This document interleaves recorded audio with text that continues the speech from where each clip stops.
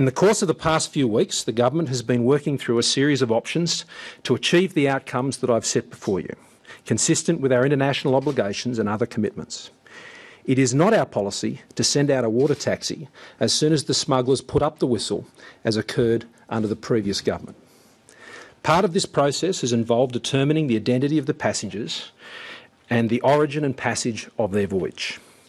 Last week, in the spirit of cooperation between Australia and India, this information was provided to the Government of India following exchanges between our Foreign Minister and their Minister for External Affairs and my own engagement with the Indian Minister for Home Affairs. Following these exchanges, meetings were held in New Delhi earlier this week and have achieved a positive outcome. At this meeting and in subsequent correspondence, the Australian Government has agreed to bring the BPC vessel with the 157 persons on board to Australia, where consular access of Indian High Commission officials will be provided. The final location for return of these passengers is still to be determined and is subject to operational considerations. Until this process undertaken by Indian consular officials has been completed, the persons will remain in Australia,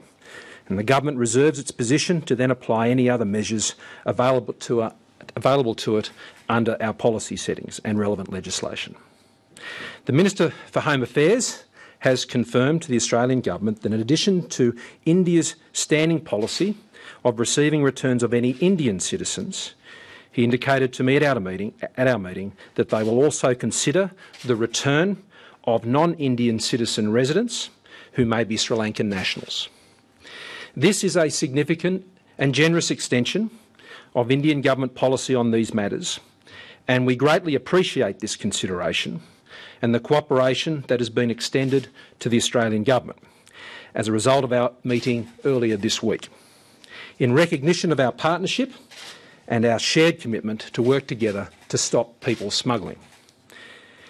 In the context of this understanding, reached with the Government of India this week, I have been pleased to consent to the passengers being returned to Australia for the purpose of allowing Indian officials to determine identities and arrange, where possible, for the return of any persons to India. It is our intention that those who can be returned should and must be returned.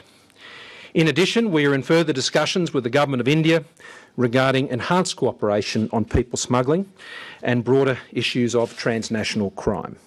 These issues will continue to be pursued in a cooperative spirit, especially into the much anticipated lead up to the meeting of our Prime Ministers in September. The message from this voyage to people smugglers is that Australia and India are engaged together to stop you, and the full suite of measures that are available to the Abbott government remain and will be deployed as demanded by the circumstances of any particular attempted venture.